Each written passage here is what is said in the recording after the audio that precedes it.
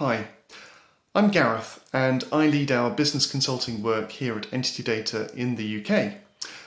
I also have the enormous privilege of leading our LGBT+ and Allies network.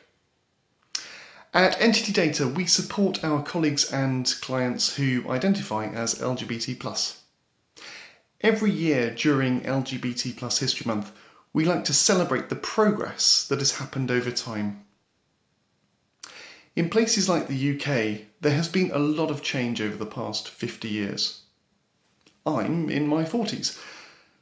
I grew up in a Britain that was a bit different. I grew up under a piece of legislation called Section 28 of the Local Government Act. This made it illegal for local authorities to intentionally promote homosexuality, and for state-run schools, such as the one I went to promote the teaching of homosexuality as a pretended family relationship. It was in force for about 15 years. Most of a recent generation grew up not hearing or seeing anything that related to LGBT+ whilst at school. I was one of those people. Happily, Scotland repealed it in the year 2000 and England and Wales followed in 2003. Next year will mark the 20th year following its repeal. At last year's Remembrance Service at the Cenotaph in London, LGBT+ military veterans marched openly for the first time. They laid a wreath to commemorate those who have served and for those who were exited from the services for being LGBT+.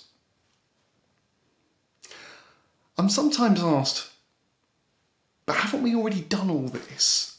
Isn't this race already run? I live in South London, and today, in 2022, I and friends of mine still have to contend every day, every week, with anti-LGBT+ behaviours in our own neighbourhood, where I grew up. And this is the case in a fairly open UK. Never mind other parts of the world which may be less liberal. If the saying that those who forget the lessons of history are doomed to repeat it is true, we need to remember.